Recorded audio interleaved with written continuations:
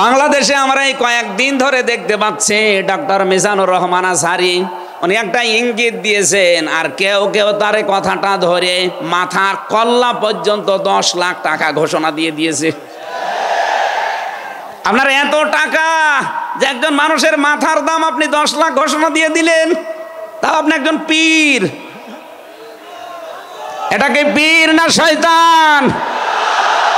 দুদককে বলবো, যারা 10 লাখ টাকা মানুষের মাথা ঘোষণা দিতে পারে তার টাকা আছে কত আপনারা খোঁজ নিন। কথা বলেন না কেন? এই পীরগুলোকে আমরা মানুষকে 50,000, 5 লাখ, 10 লাখ টাকার কম্বল বিতরণ করতে দেখি না এই শীতে। তারা মানুষের মাথা চায় 10 লাখের বিনিময়ে। কি হয়েছে? সে একটা অসংলগ্ন কথা বলেছে এই কারণে। আপনি 2 ঘন্টা কথা বলেন তো আমি আপনার 50টা ভুল ধরবো। আমরা 1.5 ঘন্টা 2 ঘন্টা কথা বলে একটা স্লিপ অফ টান হলে সেইটা নিয়ে এই যে কেরামান কাতিবিন। যদিও 15.5 বছরে আমাদেরকে জীবিত মানুষদের কোরআন শোনানো থেকে বিরত রেখেছিল ফ্যাসিস্টরা। আমি শ্রদ্ধার সাথে স্মরণ করছি ঐতিহাসিক এই ময়দানে বিশ্বনন্দিত মুফাসসিরে কোরআন শহীদ আল্লামা দিলওয়ার হোসাইন সাইদি রহমতুল্লাহ আলাইহি, আমি তার সাথে জেলখানায় দীর্ঘদিন 3টা বছর পাশাপাশি ছিলাম। তার অনেক স্নেহ, ভালোবাসা, আদর, মহব্বত আমি পেয়েছি। বিশেষ করে পাশাপাশি জেলে থাকার কারণে অনেক কিছু তার থেকে আমি নিতে পেরেছি। আল্লাহ যেন ওগুলো আমার প্র্যাকটিক্যাল লাইফে সেট করার তৌফিক দান করেন। যেহেতু তাকে হত্যা করা হয়েছে, এই জন্য নির্দ্বিধায় বলতে পারে তিনি শহীদ। যদিও অনেকে দেশে স্বীকৃতি দিতে চান না যে উনি না শহীদ হয়নি। আপনাকে কি আবার শহীদ হয়ে আবার মৃত্যুবরণ করে দেখানো লাগবে যে আমি শহীদ হলাম? শহীদ এই শব্দটা কত দামি আপনি জানেন?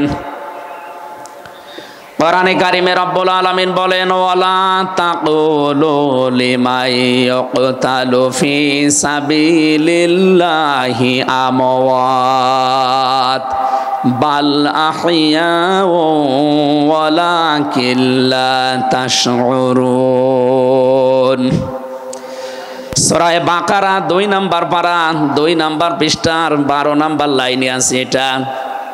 আল্লাহ বলেন, এ মুখ দিয়ে বলবা না যারা আমি আল্লাহর জন্য শহীদ হয়েছে তাদের মরে গেছে, মৃত্যুবরণ করেছে, তারা মৃত, এ কথা বলবা না। বরং তারা জীবিত, কিন্তু তোমরা টের পাও না। মুখের পরে মানুষ যে অন্তরে একটা ধারণা নিয়ে আসতে পারে, এজন্য মহান আল্লাহ অন্তরে ধারণা করতেও নিষেধ করেছেন।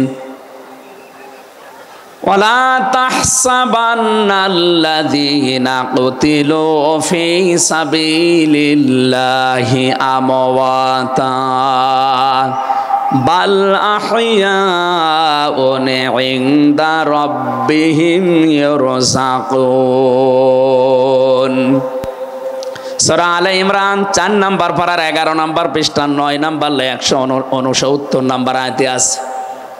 আল্লাহ বলেন, ধারণাও করবা না যারে আমি আল্লাহর জন্য শহীদ হয়েছে, জীবন দিয়েছে, এ মানুষগুলো মারা গেছে, ধারণাও করবা না। মুখে তো বলাই যাবে না, অন্তরে ধারণাও করা যাবে না। বাল আহইয়াউন, বরং তারা জীবিত, ইনদা রাব্বিহিম ইরযাকুন, এবং তারা তাদের রবের কাছে রিজিক পাচ্ছে। বলেন সুবহানাল্লাহ। সুতরাং এই দেশে যারা শহীদ হয়েছে অনেকে এখনো তাদেরকে স্বীকৃতি দিতে চান না। বিশেষ করে 2006 সালের 28শে অক্টোবর থেকে শুরু করে 2024-এর 5 আগস্ট পর্যন্ত এ দেশের জন্যে, মানবতার জন্যে, ইনসাফের জন্যে, ন্যায় বিচারের জন্যে, মানবতার জন্যে, বৈষম্য দূর করার জন্যে যারা জীবন দিয়েছে, নির্দ্বিধায় আমরা বলতে পারি এ মানুষগুলো শহীদ।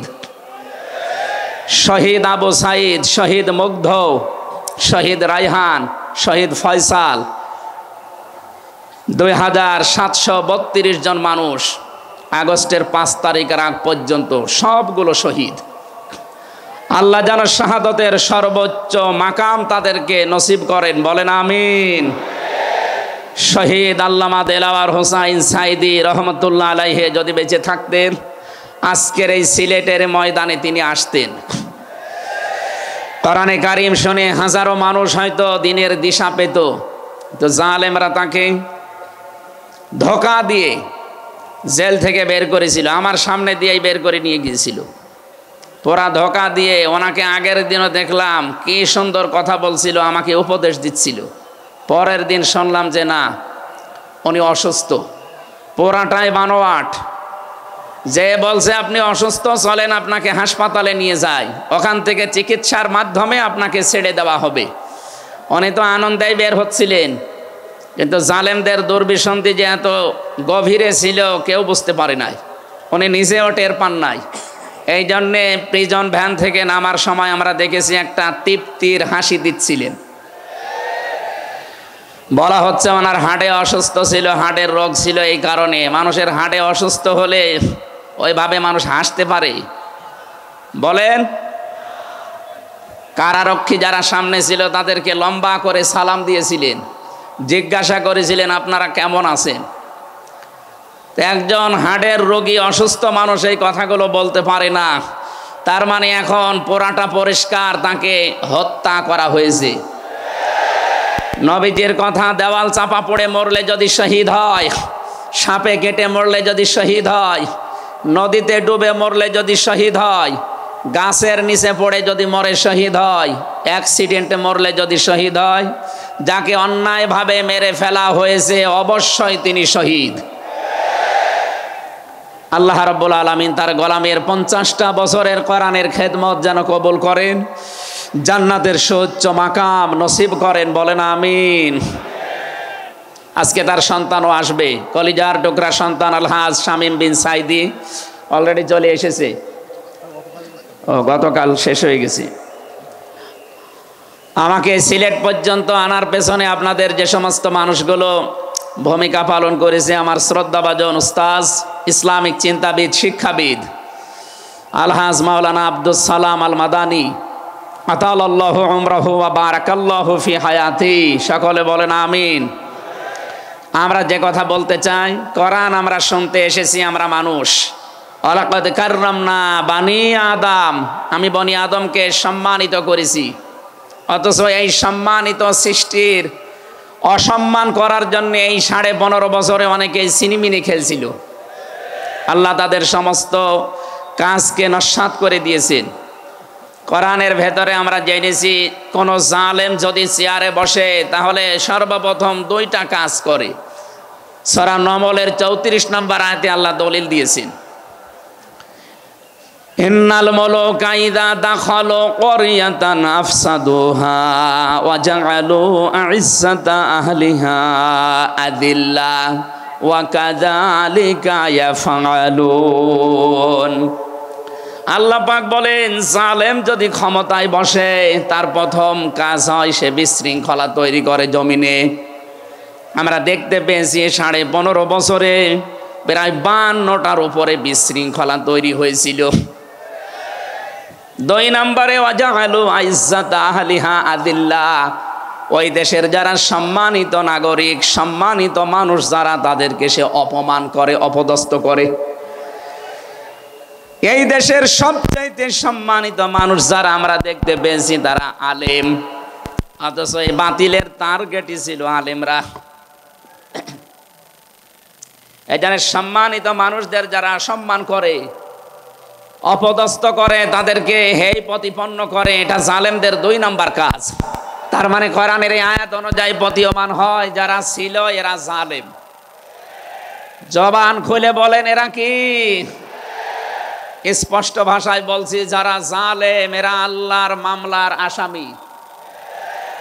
কথাটা খুব হালকা মনে হচ্ছে। সূরা শূরা 25 নম্বর পারা 6 নম্বর পৃষ্ঠা 13 নম্বর লাইনের 42 নম্বর আয়াতে আছে, ইন্নামাস সাবিলু আলাল্লাযিনা ইয়াযলিমুনান নাস। আল্লাহ পাক বলেন, অবশ্যই আমি নিজে মামলা দায়ের করব তাদের বিরুদ্ধে যারা মানুষ হয়ে মানুষের উপরে জুলুম করে। আল্লাহ ইয়াজলিমুনাল মুসলিমুনা দেননি, ইয়াজলিমুনান নাস দিয়েছেন। ইয়াজলিমুন শব্দটা মোজারে, আরবি গ্রামার অনুযায়ী এটা বর্তমান, ভবিষ্যৎ, প্রেজেন্ট, ফিউচার, দুইটা কাল নিয়ে শব্দ গঠন করা। তার মানে এখন যারা এ পৃথিবীতে মানুষ হয়ে মানুষের ওপরে জুলুম করছে, ভবিষ্যতেও যারা করবে, তাদের কিছু পরিণতির কথা আমরা কোরআনে জেনেছি। রব্বুল আলামিন জানিয়েছেন সূরা নমলের 52 নম্বর আয়াতে, ফাতিলকা বুয়ুতুহুম খাবিয়াতাম বিমা যালামু। হে নবী একটু তাকান জালেমদের এই বাড়ির দিকে, এই সেই ঘরগুলো জুলুম করার কারণে ঘর আমি আজ পরিত্যক্ত বানিয়ে দিয়েছি, জনশূন্য করে দিয়েছি, উজাড় গৃহ বানিয়ে দিয়েছি।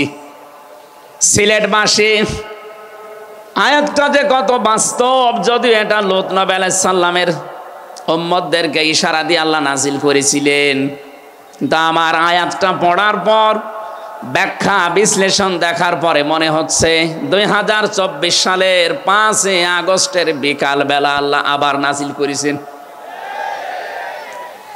আল্লাহ যেন তার কুদরতি আঙ্গুল দিয়ে দেখাচ্ছেন এই সেই ঘরগুলো খাবিয়াতান আমি জনশূন্য করে দিয়েছি, পরিত্যক্ত বানিয়ে দিয়েছি, বিমা যালামু জালেমদের জুলুমের কারণে। এর বাস্তব প্রমাণ আমি কুষ্টিয়ায় হানিফ সাহেবের বাড়িটা দেখতে পেয়েছি। বিকাল 5টা বাজতে বাজতে মানুষ বাড়ি না ইট পর্যন্ত রাখে নাই, পায়খানার প্যান পর্যন্ত খুলে নিয়ে চলে গেছে। এতটুকু আল্লাহ শেষ করেননি, এর পরের শব্দ আমাদের জন্যে। আল্লাহ তাআলা জানিয়েছেন বিমা যালামু জালেমদের জুলুমের কারণে ওই জায়গা পর্যন্ত আল্লাহ অভিশপ্ত বানিয়ে দেয়। বাংলাদেশের 630টা থানা কম বেশি প্রায় জায়গায় আমার যাওয়া হয়ে গেছে, আমি দেখতে পেয়েছি জালেমদের কোনো চিহ্ন অন্তত এদেশে আর নেই। ফাকতিয়া দাবিরুল কওমিল্লাযিনা যালামু, আল্লাহ বলেন জালেমদের শিকড় কাটা হয়ে গেছে। কতিয়া এটা মজহুল, এর ফাইল বা কর্তা জানা নেই। আল্লাহ বলেন জালেমদের শিকড় কাটা হয়ে গেছে, কে কেটেছে জানা নেই। সারা দেশে জালেমদের বাড়ি ঘরগুলোর দিকে এখন একটু তাকান। আমি তো যেই কয়টার দিকে তাকালাম দেখি মানুষ 8-9 জন 10 জন করে যায়, কেউ এদিকে কেউ এদিকে কেউ এদিকে, সব মনে হচ্ছে জামাতবদ্ধ টয়লেট চলছে। আল্লাহ জালেমদের বাড়ি পর্যন্ত অভিশপ্ত এমনি করে নাই, আমাদেরকে শিক্ষা দিতে চেয়েছেন এটা।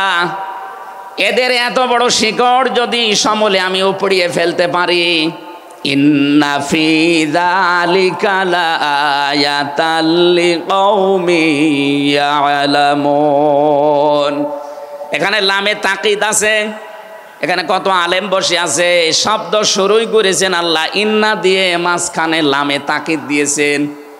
আল্লাহ পাক বলেন অবশ্যই এর ভেতরে শিক্ষা আছে, কাদের জন্যে? যারা জ্ঞানী সম্প্রদায়।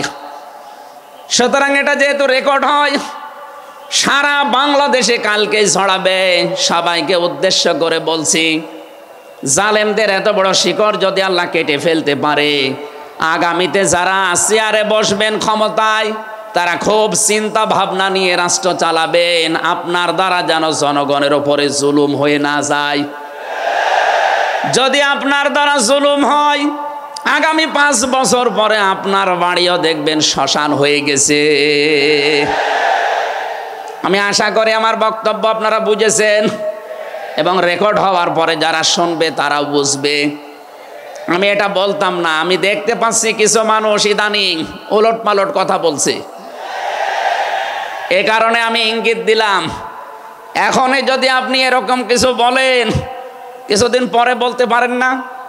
গতকালকে এক নেতা এইটা জানিয়েছে যে 15 বছর তো কোরআনের অনুষ্ঠানে অনুমতি লাগতো, আমরা যদি আসতে পারি অনুমতি দেব না। তা আপনি এ কথা বলবেন আমরা জানি, তা কিছুদিন পরে বলতে পারলেন না, আগেই বলে দিলে মানুষ তো সব জেনে ফেলবে। এই জন্যে আমার মনে হয় আপনি ভুল করে ফেলেছেন, আপনি আস্তাগফিরুল্লাহ বা তওবা করে নেবেন। থুক্কু এরকম কিছু দিয়ে অন্তত ফিরে আসবেন যে না, এটা এখন আমি বলবো না, কিছুদিন পরে বলবো। মানুষকে আল্লাহ সম্মান দিয়েছেন, সেই মানুষের উপরে যারা জুলুম করে তারা আল্লাহর কেসের আসামি। পুলিশের কাজে বাধা দেন, পুলিশ বাদী মামলা হবে। আর যারা মানুষ হয়ে মানুষের উপরে জুলুম করে তারা আল্লাহ বাদী মামলার আসামি।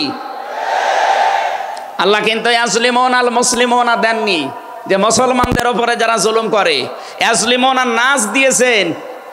বলেন তো হিন্দু কি মানুষ না? আরো আসতে বলেন। এই যে বাইরের দেশের যে সমস্ত আন্তর্জাতিক রিপোর্টগুলো আছে, ভয়েস অফ আমেরিকা এবং মাইক্রোসফট, সব খ্রিস্টানরা ইহুদিরা এরা চালায়। এরা রিপোর্ট দিচ্ছে সারা বিশ্বের 257টা দেশের ভেতরে সবচাইতে নিরাপদে সাম্প্রদায়িক সম্প্রীতি নিয়ে বাস করছে বাংলাদেশের মানুষ। অথচ এই 54 বছর মিথ্যাচার করে বিশ্বের মোড়লদের কাছে আমাদেরকে অনেকেই কালার করার চেষ্টা করেছে। তারা এতদিন মানুষকে শুনিয়েছে বাংলাদেশে সংখ্যালঘু নির্যাতন হয়, এটা তাহা মিথ্যা কথা। যারা এটা ছড়িয়েছেন সারা বিশ্ব তাদেরকে এখন ধিক্কার দিচ্ছে, ঘৃণা জানাচ্ছে। তারা বলছে এই বাংলাদেশ নিয়ে যারা মিথ্যাচার করছে ওদের জন্মটাই মিথ্যার উপরে। আপনি মাইক্রোসফট দেখেন, তারা রিপোর্ট দিয়েছে সারা বিশ্বের সবচাইতে বেশি মিথ্যা তথ্য ছড়ানো হয় ভারতে। আমি নাম নিতে চাইছিলাম না, বেরিয়ে গেছে। ওদের নাম আমার নিতে মনে বলে না। আমি ঘৃণা করি ওদের উগ্রপন্থী কিছু মানুষকে। হিন্দু ভাইরা আমাদের শত্রু না, কিছু উগ্র আছে যারা জঙ্গি, ওরা এই নামটা মুসলমানদেরকে দিয়েছে। অথচ সবচাইতে বড় জঙ্গি এই উগ্র হিন্দুরা। এদের কারণে আজ হিন্দু সমাজেরও বদনাম হয়ে যাচ্ছে। পরিষ্কার কথা শোনেন বাংলার মানুষেরা, একটা মুসলমানকে যদি আঘাত করেন একটা গোনা হবে, কোন অমুসলিমের গায়ে হিন্দুর গায়ে যদি আঘাত করেন ডবল গোনা হবে। একটা জুলুমের গোনা আর একটা আমানতের খেয়ানত করার গোনা। তারা আমাদের কাছে আমানত না, কথা বলেন না কেন? অথচ 15.5 বছরে আমরা আমানতের অনেক খেয়ানত করে ফেলেছি। আগামীতে এই খেয়ানত হবে না ইনশাআল্লাহ। বিশ্ব ইসলামী আন্দোলনের সর্বজন শ্রদ্ধাভাজন নেতৃত্বে যিনি আছেন, আপনাদের সিলেট বিভাগের কৃতি সন্তান, উনি অলরেডি জানিয়ে দিয়েছেন এদেশে যদি ইসলাম আসে সবচাইতে বেশি নিরাপদে থাকবে অমুসলিমরা। এই জন্যে গাইবান্ধায় দেখলাম একটা অনুষ্ঠানে, তার আগে একজন হিন্দু পুরোহিত ঠাকুর বক্তব্য দিচ্ছিল যে এই দেশে আগস্টের 5 তারিখের পর থেকে সবচাইতে বেশি নিরাপদে আছি আমরা অন্য ধর্মের লোকেরা। আমরা একথা বিশ্বাস করি, যদি দেশে ইসলাম আসে সবচাইতে বেশি নিরাপদে থাকতে পারবো আমরা। এই জন্য তারাও মনে প্রাণে ইসলাম এদেশে কায়েম হোক এটা চাচ্ছে। বলেন আলহামদুলিল্লাহ। এই জন্য হিন্দুরা আমাদের শত্রু না। আল্লাহ বলেন যারা মানুষ হয়ে মানুষের উপরে জুলুম করে, অত্যাচার করে, এরা আমি আল্লাহর মামলার আসামি। যারা বিশ্বজিৎকে হত্যা করেছেন তিনি আমার সাথে জেলখানায় 3 বছর ছিল, সে ফাঁসির মামলার আসামি। এখন 30 বছর তারা জেল খাটা লাগবে, যাবজ্জীবন জেল হয়ে গেছে। শাওন ছেলেটার নাম, বাড়ি খুলনা, আমাকে মাঝে মাঝে এই তালিকা করার জন্য আসতো, আমাদের রাইটার ছিল। এসে আবার কাছে কান্নাকাটি করে বলতো, হামজা ভাই জীবনে যা ভুল করেছি। এই বিশ্বজিৎ ছেলেটা বারবার আমাকে বলছিল যে কিসের জামাত ইসলাম, কিসের শিবির, ভাই আমি তো মুসলমানই না। আপনার যদি বিশ্বাস না হয় তো আমি কাপড় চোপড় খুলি, তারপরও আমরা তারে মানি নাই। কপের পরে কপ দিয়ে জায়গায় শেষ করে দিয়েছি। এখন এই যে আমার মা বাবা আমার আর পরিচয় দেয় না, এমনকি আমার যাদের কথা মতো এই কাজ করেছিলাম তারাও আর কোনো খোঁজ খবর নেয় না। 30টা বছর এখন আমার জীবন থেকে নষ্ট হয়ে যাচ্ছে। উনি আমাকে জানিয়েছিলেন, এই জন্যে আমি বললাম। উনি বলেছে আপনি বাইরে যদি যেতে পারেন জনগণকে সতর্ক করবেন, কেউ যেন কারো উস্কানিতে পা দিয়ে অন্তত জীবনটা নষ্ট করে ফেলে না ফেলে। এই জন্য এই মেসেজটা পৌঁছালাম। অনেকে উস্কানি কিন্তু দিচ্ছে। আগস্টের 5 তারিখের পর থেকে উস্কানি আরম্ভ হয়েছে বাংলাদেশকে বিশৃঙ্খল করার জন্যে বিভিন্ন কায়দায়। একটাও হালে পানি নেয়নি, এখন আবার অন্য একটা নতুন ফর্মুলা আরম্ভ করেছে, এটাও হালে পানি নেবে না ইনশাআল্লাহ। সুতরাং যারা পালিয়ে গেছে তাদের উস্কানিতে পা দিয়ে যদি এই দেশে কেউ বিশৃঙ্খল পরিবেশ তৈরি করতে চান, একটু গোপালগঞ্জের দিকে আপনি মাঝে মাঝে তাকাবেন। পেছনে কিভাবে লাল করে দিয়েছে প্রশাসন দেখেননি? ওই সময় সন্তান গোপালগঞ্জ থেকে ঢাকায় আসলে, বসে আসলে 300 টাকা, দাঁড়িয়ে আসলে 1000 টাকা। কি অবস্থা করেছিল, এটা দেখেও আপনার শিক্ষা হয় না। এই জন্যে আমি সতর্ক করছি, আগামী থেকে আমরা যেন কারো উস্কানিতে পা দিয়ে বিশৃঙ্খল পরিবেশ তৈরি করে দেশটা অন্তত নৈরাজ্যের স্বর্গরাজ্য আমরা তৈরি করে না ফেলি। আল্লাহ যেন আমাদেরকে তৌফিক দেন কথা মেনে নেওয়ার, বলেন আমিন। তাহলে যারা মানুষ হয়ে মানুষের উপরে জুলুম করেছে তারা মামলার আসামি কার? আরো জোরে বলেন কার? বৈষম্য বিরোধী ছাত্র আন্দোলনে যারা 9টা দফা দিয়েছিল, আমি কোরআনে কারিমের সাথে প্রায় 6টা দফা পেয়েছি। সূরা নমলের নাহাল, সূরা নাহালের 90 নম্বর আয়াতে 6টা আছে, আর বাকি জায়গা থেকে তারা আরো 3টা নিয়েছিল। তারা প্রথম যেটা নিয়েছে ওই ওয়ান জাস্টিস, আমরা ন্যায় বিচার কায়েম করতে চাই, এটা আল্লাহ 1500 বছর আগে জানিয়েছেন। সুবহানাল্লাহ বলতে পারেন নাই? আমরাও তো চাই এদেশে ন্যায় বিচার কায়েম হোক, কথা বলেন ঠিক কিনা?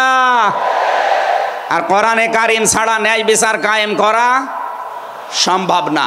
আমান আমিলা বিহি ওজেরা আমান হাকামা বিহি আদালা। যদি কেউ আমল করে কোরআনের, তাকে আল্লাহ পুরস্কার দেবে। কেউ যদি এই কোরআনের ন্যায় কোরআনে কারিম কায়েম করতে পারে, তাহলে সে ন্যায় বিচার কায়েম করতে পারবে।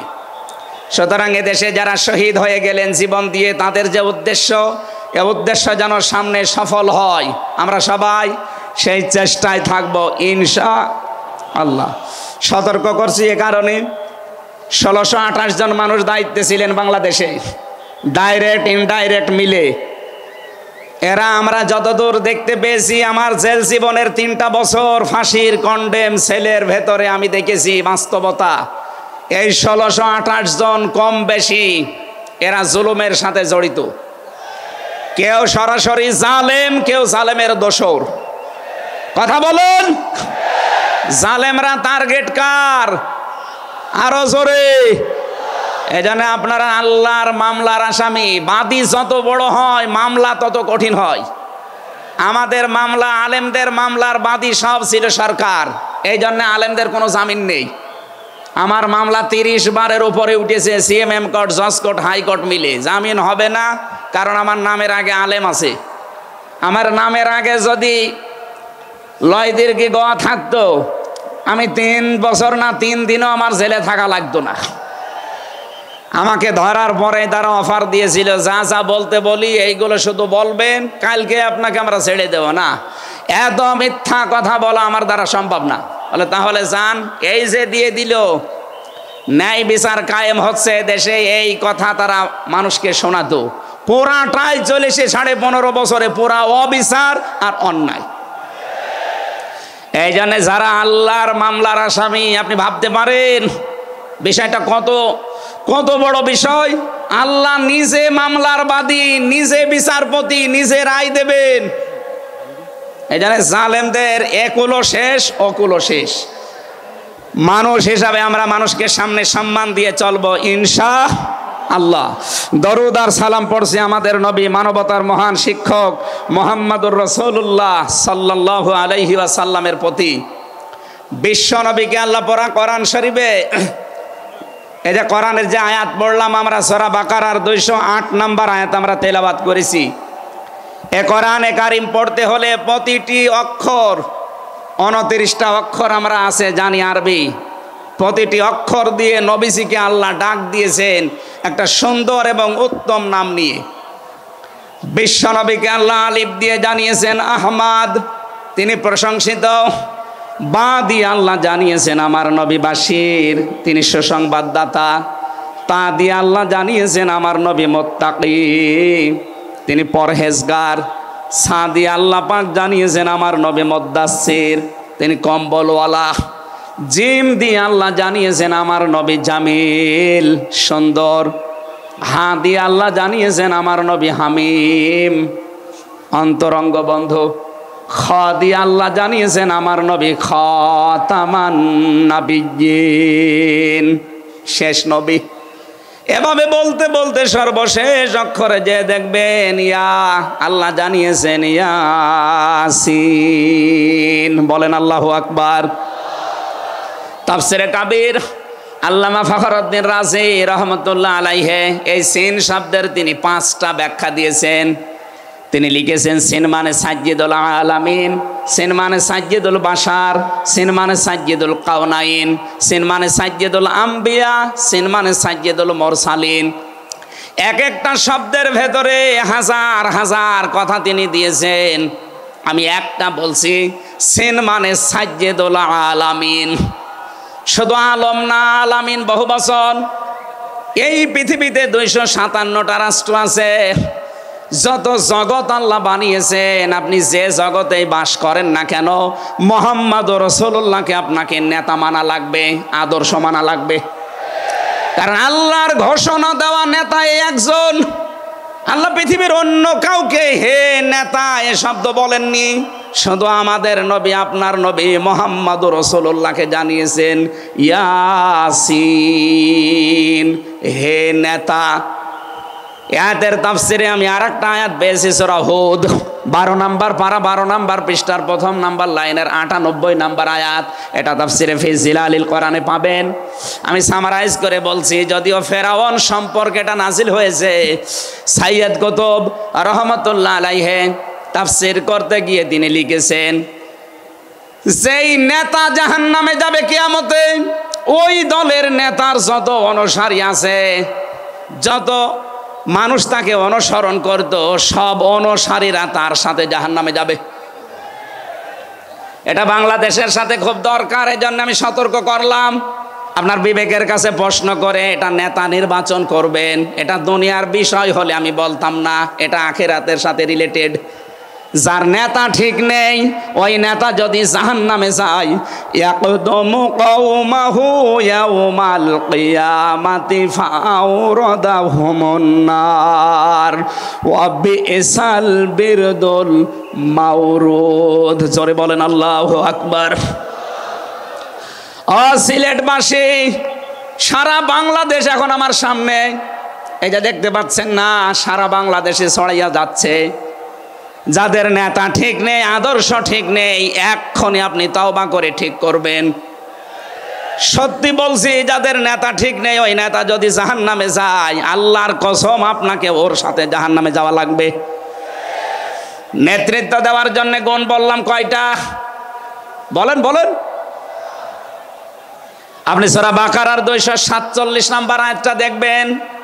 ক্বালা ইন্নাল্লাহা আসতাফাহু আলাইকুম ওয়া যাদাহু বাসতাতান ফিল ইলমি ওয়াল জিসম ইলা আখির আয়া। আল্লাহ নিজে জানিয়েছেন, এই পৃথিবীতে কেউ যদি নেতৃত্ব দিতে চায়, তার 1ম নাম্বারে জ্ঞান লাগবে। জোরে বলেন, কি লাগবে? আপনি যাকে মেনে চলেন, যার না নেতৃত্ব মানেন, বলেন তো সে জ্ঞানী আপনার দৃষ্টিতে মনে হয়? যে লোকটা এ কথা বলতে পারে ঈদুল ফিতরের জানাজার নামাজ আগামীকাল অনুষ্ঠিত হবে, ওর জ্ঞান কেমন আপনি টের পাচ্ছেন না? এই কথা বলে না কেন? এই জন্য নেতৃত্বের সামনে কেউ দিতে চাইলে তাকে জ্ঞানী হওয়া লাগবে, আসমানের জ্ঞানী হওয়া লাগবে। যাবতীয় জ্ঞান, জাগতিক জ্ঞান তো লাগবেই, মাস্ট বি। এইটার জ্ঞান লাগবে। কোনটার বলেন? 2 নম্বরই আমি বেশি নেতা হওয়ার জন্য লাগবে। কেউ যদি সীমা লঙ্ঘন করে, কথাবার্তায় কাজে কামে, সে নেতৃত্ব দেওয়ার যোগ্যতা হারিয়ে ফেলে।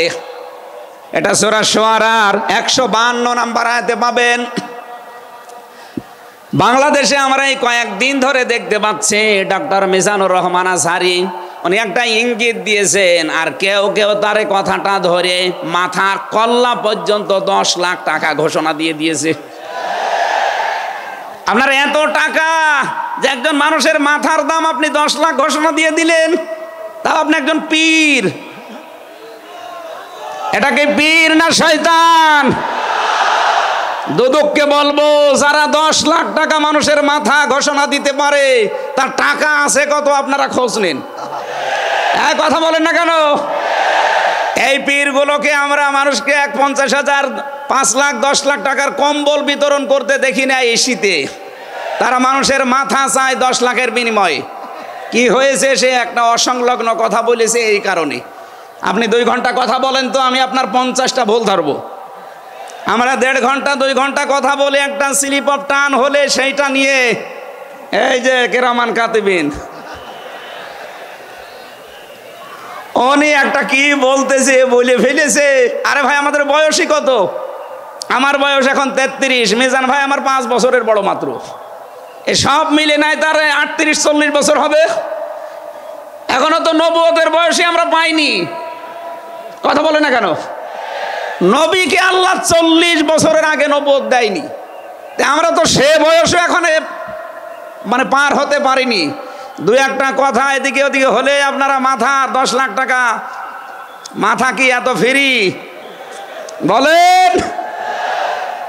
কেউ কেউ অলরেডি আবার বলেছে এরা ধর্ম ব্যবসায়ী।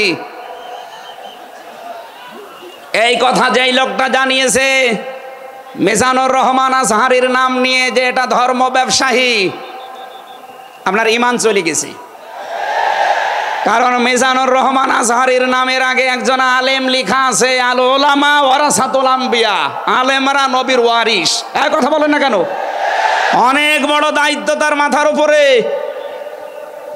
নবী যে জানিয়েছেন আনা খাবাল খাতামান নাবিয়্যিন আলা নাবিয়্যা বাদি, আমি শেষ নবী, আমার পরে কোনো নবী নেই। এ কথার ভেতর একটা ইঙ্গিত আছে, নবী শেষ, তারপরে নবী নেই। অথচ আদম নবী থেকে শুরু করে হযরত ঈসা নবী পর্যন্ত আমরা দেখেছি এক নবী শেষ হওয়ার পরে আর এক নবীর উপরে এ দায়িত্ব এসে পড়তো। উম্মতের দায়িত্ব ভার নবীরা নিত, কিন্তু এখন তো নবী নেই। যেহেতু ওনার ঘোষণা আমার পরে আর কোনো নবী নেই, আমি শেষ নবী, এই হিসাবে নবীজি জানিয়েছেন আল উলামা ওয়ারাসাতুল আম্বিয়া, আমি থাকবো না কিন্তু আলেম থাকবে, এরাই আমার ওয়ারিস, এরাই আমার স্থলাভিষিক্ত। নবীর উপরে কথা বললে যেমন আমল আখলাক আল্লাহ নষ্ট করে দেয়, আলেমদের বিরুদ্ধে আলেমদের উপরে কারো যদি কথা চায় তার পেছনের আল্লাহ সব নষ্ট করে দেবে। অহম লা ইয়াশউরুন, কখন যে নষ্ট হয়ে যাবে আপনি টেরও পাবেন না। এই জন্যে সীমা লঙ্ঘন করা যাবে না, কথা এবং আচরণে আপনারা সাবধান থাকবেন। যারা এই সীমা লঙ্ঘনগুলো করছেন কাদের ইঙ্গিতে করছেন আমরা কিন্তু জানি। মাঝে মাঝে দাদারা এসে আপনাদের কান পড়া দিয়ে যায় আর আপনারা তখন উল্টা পাল্টা কথা বলতে থাকেন। কেউ না জানলে দেশের আলেমরা কিন্তু আগেই টের পায়, কারণ এরা তাহাজ্জুদের নামাজের সেজদায় আমার আল্লাহর সাথে কথা বলে। কথা বলেন না কেন?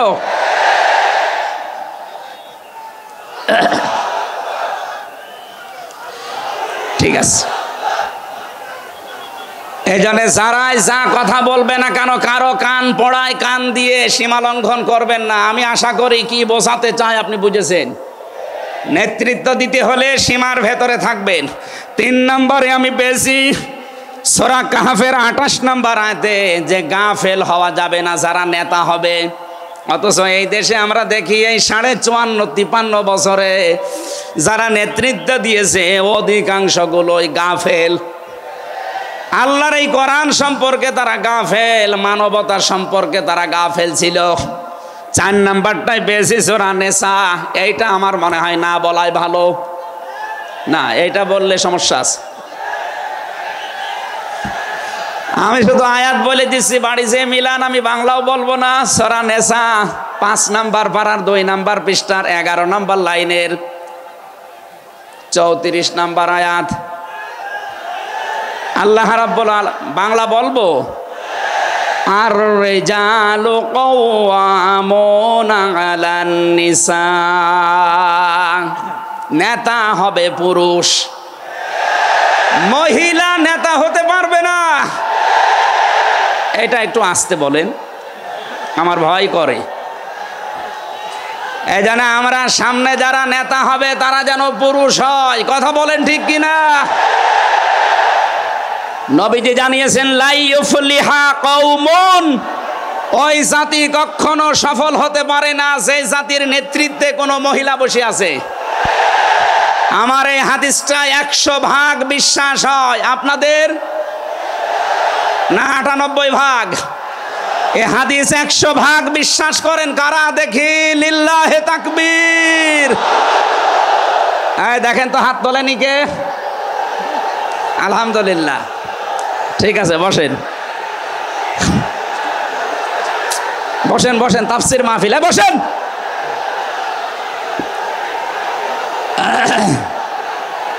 এটা যদি আমরা মেনে নিতে না পারি, এই 54 বছরে আমরা যেখানে ছিলাম আরো পেছিয়ে যাওয়া লাগবে।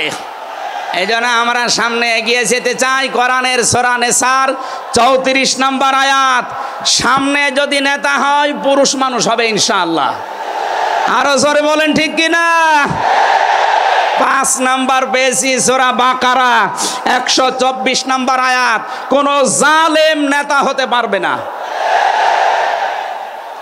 আমাদের জাতির পিতা হযরত ইব্রাহিম আলাইহিস সালামকে দিয়ে আল্লাহ উদাহরণ দিয়েছেন। আপনি সূরা বাকারার 124 নম্বর আয়াতটা পড়ে নেবেন। সুতরাং যারা জালেম হবেন সামনে তাদের নেতৃত্বে আসার দরকার নেই, আপনি ভিক্ষা করে খান। কথা বলেন না কেন? আমরা অনেককেই দেখতে পাচ্ছি এই যে দ্বিতীয় স্বাধীনতার পর থেকে অনেকেই জুলুম আরম্ভ করেছেন। আপনারা থামবেন। আমরা সবাই মাজলুম এই দেশে, শুধু ওই 14 দল বাদ দিয়ে। সুতরাং আমরা এই মাজলুমগুলো যেন আবার জালেম হয়ে না যায়, তাহলে নেতৃত্ব দেওয়ার যোগ্যতা আমরা হারিয়ে ফেলবো। আল্লাহ যেন আমাদেরকে বাঁচান, বলেন আমিন। সূরা বাকারা আয়াত নাম্বার 208। আমরা একটা মাত্র আয়াত থেকে আজকে তাফসীর করার জন্য বসছি। আমার নির্ধারিত সময় পর্যন্ত যাব।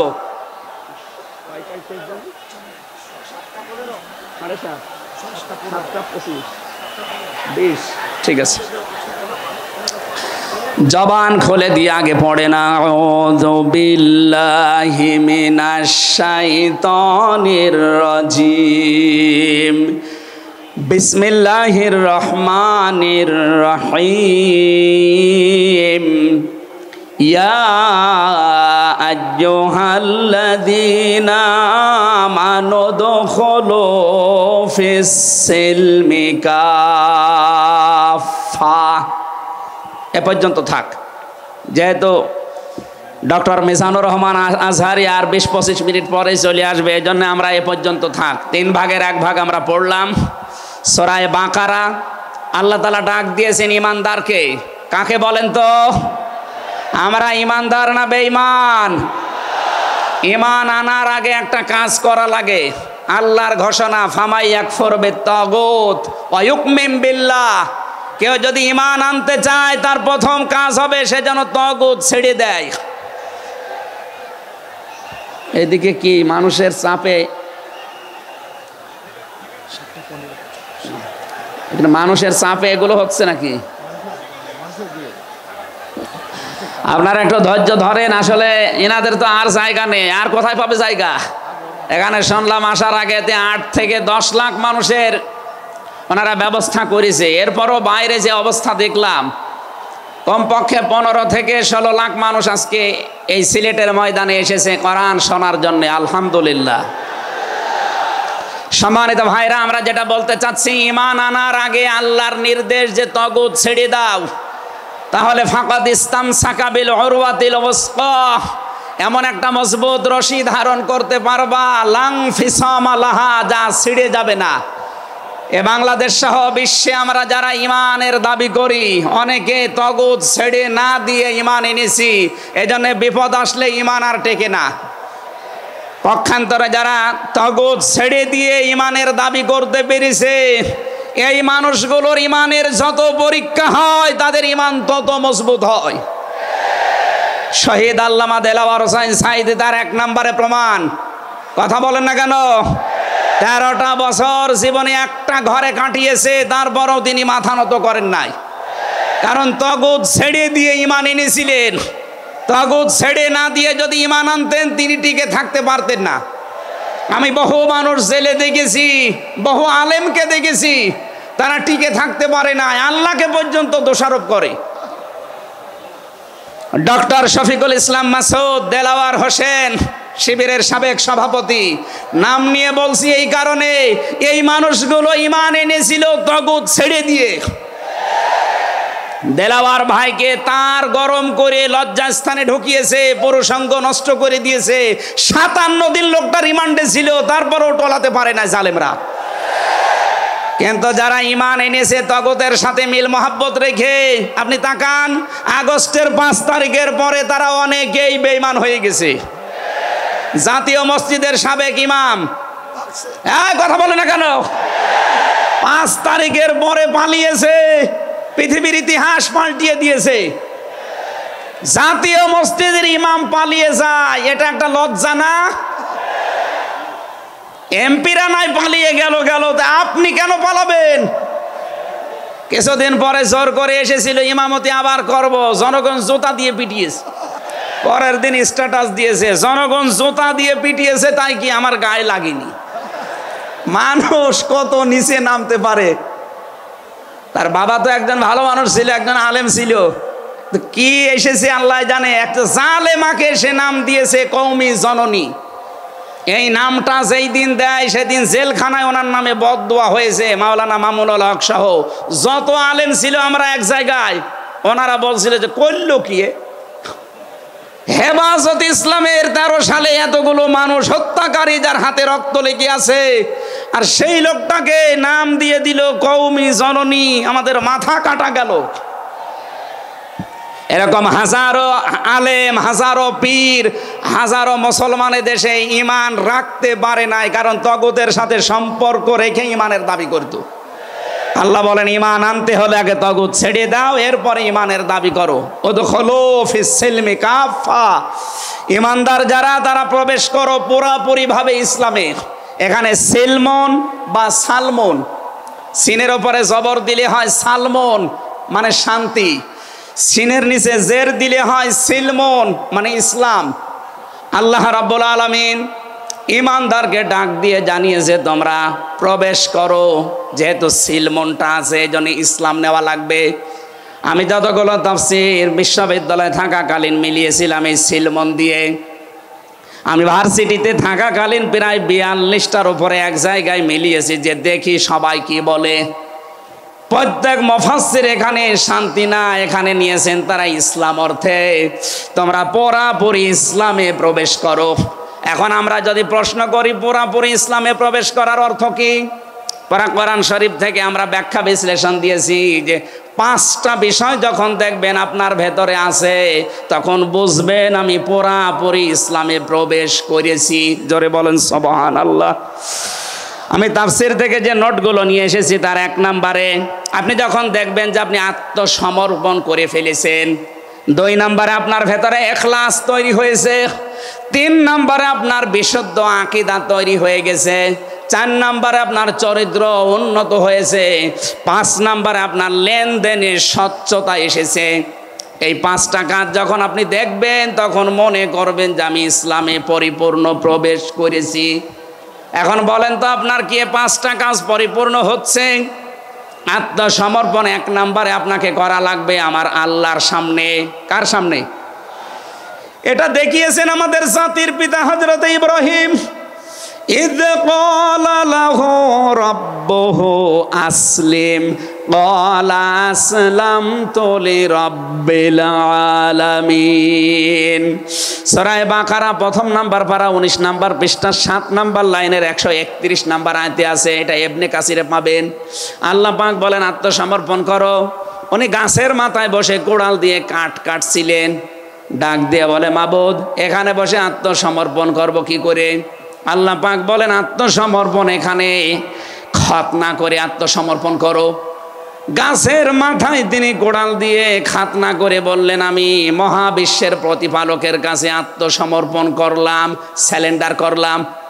এতটুকু তিনি শেষ করেননি, তিনি ডাক দিয়েছিলেন ইন্তেকালের আগে তার সন্তানদেরকে।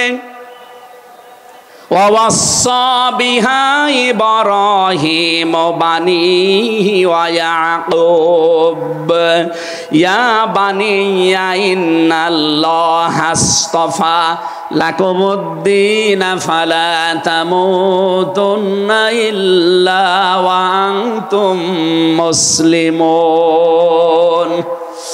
হযরত ইব্রাহিম আলাইহিস সালাম এবং ইয়াকুব এই 2জন নবী ইন্তেকালের আগে তার সন্তানকে ডাক দেন, হে আমার কলিজার টুকরার সন্তানেরা, ইন্নাল্লাহ আস্তাফা, অবশ্যই আল্লাহ তোমাদের জন্য মনোনীত করেছেন লাকুমুদ্দিন, একটা দিনকে। ফালা তামুতুন্না ইল্লা ওয়া আনতুম মুসলিমুন, মৃত্যুবরণ করবা না যতক্ষণ মুসলমান হতে না পারো। এবার আসেন তো, ইব্রাহিম আমাদের জাতির পিতা, হযরত ইয়াকুব আলাইহিস সালাম তাদের সন্তানদেরকে ইন্তেকালের আগে নসিহত করলেন যে তোমাদের জন্য আল্লাহ একটা দিন মনোনীত করেছেন। কি মনোনীত করেছেন? দিন কি? এ রাতের পরে যেটা আসবে ওই দিন। বলেন বলেন। কবরে গুরুত্বপূর্ণ যে প্রশ্নগুলো তার ভেতরে এটা একটা, মা দিনুকা, দিন কি? এটা যদি আপনি ক্লিয়ার হতে না পারেন, কবরে যে প্রশ্নের জবাব দিতে পারবেন না। এজন্য এই বিষয়টা নিয়ে বিস্তারিত আমাদের জানা শোনা দরকার। দিন বলতে আল্লাহ নিজেই আবার ব্যাখ্যা দিয়েছেন। দিন কি জানো? ইব্রাহিম নবী যেটা, ইয়াকুব নবী যেটা তার সন্তানদেরকে বারবার ওসিয়ত করছিল ইন্তেকালের আগে, আল্লাহ তোমাদের জন্য একটা দিনকে মনোনীত করেছেন। সেই দিন হচ্ছে ইসলাম। জোরে বলেন সুবহানাল্লাহ। ইন্নাদ-দীনা ইনদাল্লাহিল ইসলাম, অবশ্যই আমি আল্লাহর কাছে মনোনীত একটাই দিন আছে, তার নাম, আরো জোরে বলেন। এখন পৃথিবীতে প্রায় 4,500-এর উপরে ধর্ম আছে, দিন আছে। 4,500 ধর্মের কোন দিনের উপরে, ধর্মের উপরে আমার আল্লাহ রাজি নেই, খুশি নেই, তিনি পছন্দ করেন না। একটাই মাত্র দিনকে তিনি মনোনীত করেছেন, পছন্দ করেন, তার নাম ইসলাম। ওমাইয়াবতাগি গায়রাল ইসলামি দীনান ফালা ইউকবালা মিন ওয়া হুয়া ফিল আখিরাতি মিনাল খাসিরিন। সূরা আলে ইমরান 3 নম্বর পারা 20 নম্বর পৃষ্ঠা 4 নম্বর লাইনের 85 নম্বর আয়াতে আছে, এ পৃথিবীতে কেউ যদি ইসলাম বাদ দিয়ে অন্য কোনো নিয়ম নীতি, অন্য কোনো দিন অনুসরণ করে, ফালা ইউকবালা মিন, জীবনে আর কোনো কিছু আল্লাহর দরবারে কবুল হচ্ছে না, হবে না। ইউকবালা এটা মোজারে, বর্তমান, ভবিষ্যৎ, প্রেজেন্ট, ফিউচার। এর আগে লান এসেছে, মোজারের আগে লান আসলে আরবিতে বাংলা অর্থ দাঁড়ায় জীবনেও হবে না, কোশ্চিন কালো সম্ভব না। আল্লাহ যদি গ্যারান্টি দিয়ে বলে ইসলাম বাদে অন্য কোনো নিয়ম নীতি দিয়ে অন্য কোনো ধর্ম পালন করলে আমি আল্লাহ রাজি হব না, কেউ রাজি করাতে পারবে? এতটুকু আল্লাহ শেষ করেননি, পরেরটা আরো কঠিন। অহুয়া ফিল আখিরাতি মিনাল খাসিরিন, আল্লাহ পাক বলেন ওই লোকটা সবচাইতে বড় ক্ষতিগ্রস্ত হবে আখিরাতে। বলেন নাউজুবিল্লাহ। সিলেটবাসী আমাদের জীবন এদিকে ওদিকে করে হয়তো কেটে যাবে, কিন্তু মরণের পর আমরা যদি ক্ষতিগ্রস্ত হয়ে যাই, এই আসল জীবনে যদি আমাদের নষ্ট হয়ে যায়, তাহলে আমরা এই ভুল পথে থেকে আমাদের জীবনটা নষ্ট করব কোন কারণে? যত নিয়ম নীতি আছে আজকে থেকে সব মাইনাস করবেন, সব বাদ দিয়ে দেবেন। ইসলাম বাদ দিয়ে কোনো নিয়ম নীতি দিয়ে আল্লাহকে রাজি করানো যাবে? তাহলে ইসলাম বাদ দিয়ে বিয়ে শাদী হবে? বলেন বলেন। ইসলাম বাদ দিয়ে পরিবার নীতি হবে? ইসলাম বাদ দিয়ে রাজনীতি হবে? এটা হতে পারে। হ্যাঁ, কিছু মানুষ এখন কথাই আরম্ভ করেছে যে উঠলে আপনি রাজনীতির কথা বলেন। আরে ভাই, রাজনীতি যদি কোরআনে না থাকতো আমি ওই আয়াতটাই পড়তাম না। এর ভেতরে নামাজের কথা মাত্র 82 জায়গায় আছে। কয় জায়গায়? বলেন বলেন। রোজা রাখা ফরজ মাত্র 1 জায়গায় আছে। হজ করা ফরজ মাত্র 1 জায়গায় আছে। আর রাজনীতি কোরআন দিয়ে করা লাগবে এটা 903 জায়গায় আছে। সুবহানাল্লাহ বলতে পারেন না? পুরা কোরআন শরীফ আমি যতটুকু পড়েছি আমার এতটুকু আয়ত্ত হয়েছে। নামাজের চাইতে, হজের চাইতে, যাকাতের চাইতে সব চাইতে বেশি আলোচনা দিয়েছেন আল্লাহ রাজনৈতিক বিষয়ে। তো সেইটা যদি আমি বলতে না পারে, আমি কি রামায়ণ থেকে, গীতা থেকে আপনাদের আলোচনা শোনাবো? এজন্য সাফ কথা, দিন ইসলাম, ইসলাম বাদ দিয়ে অন্য কোনো নিয়ম নীতি মানা যাবে না। আমি সেদিন যশোরে এক কলেজের অধ্যাপককে, বিসিএস ক্যাডার উনি, ওনাকে বলেছিলাম আপনাকে জোর করি না, স্যার আপনি শুধু আমার ধর্মীয় গ্রন্থ এই কোরআনে কারিম একটু বুঝে বুঝে পড়েন। 3 মাস সময় দিলাম আপনাকে, 3 মাস পরে যেহেতু জ্ঞানী মানুষ, 3 মাসের পরে দেখি মুসলমান হয়ে গেছে। এজন্য অন্য ধর্মের যারা আছেন রেকর্ড হচ্ছে, আপনাদেরকে আমরা জোর করব না, আমাদের ধর্মে জোর নেই। লা ইকরাহা ফিদ্দিন, আমাদের ধর্মে জোর আছে, জবরদস্তি নেই, জোর নেই। এই জন্যেই তো 850 বছর এই এলাকা মুসলমানরা শাসন করেছে, একটাও মন্দির ভাঙে নাই। অথচ আমরা আমাদের প্রতিবেশী রাষ্ট্রে দেখতে পাচ্ছি এরা অনেকগুলো মসজিদ অলরেডি ভেঙে দিয়েছে, ধোয়া তুলে। ওরা বলছে 500 বছর আগে এখানে নাকি মন্দির ছিল। বিশ্বের মানুষেরা দেখি মাটির নিচে তেল পায়, গ্যাস পায়, আরে শয়তানরা শুধু মাটির নিচে মন্দির পায়। আপনাদের পূর্বপুরুষেরা আল্লাহর ঘর ভাঙতে এসে কাঁচ ফিম মাকুল হয়ে গেছে। আমরা দেখতে পাচ্ছি আগামীতে আল্লাহর ঘর মসজিদগুলো ভেঙে দেওয়ার কারণে আল্লাহ নিজে কিন্তু প্রতিশোধ নেবে, কাঁচ ফিম মাকুল আপনাদেরও বানিয়ে দেবে ইনশাআল্লাহ। এই জন্য প্রতিবেশী হিসাবে সতর্ক করলাম, যদি ভালো লাগে মেনে নিন, ভালো না লাগলে নিজের পায়ে নিজে কোড়াল লাগান। আমার কথার অর্থ বোঝেননি? সুতরাং পৃথিবীতে দিন ইসলাম বাদ দিয়ে কোনো ধর্ম সব মানুষের বানানো তৈরি করা। অন্য ধর্মের মানুষদেরকে আমরা চ্যালেঞ্জ করছি, আহ্বান জানাচ্ছি, আমাদের এইটা পড়েন, লা ইকরাহা ফিদ্দিন লা রাইবা ফি যালিকাল কিতাবু লা রাইবা ফি। কোনো সন্দেহ নেই, সন্দেহের অবকাশ পর্যন্ত নেই। এখানে আসেন, যদি মনটা আপনার ভালো থাকে, টনি বেলারের শালিকা লরেন বুথকে যেভাবে হেদায়েত দিয়েছে আপনাকেও দিতে পারবে ইনশাআল্লাহ।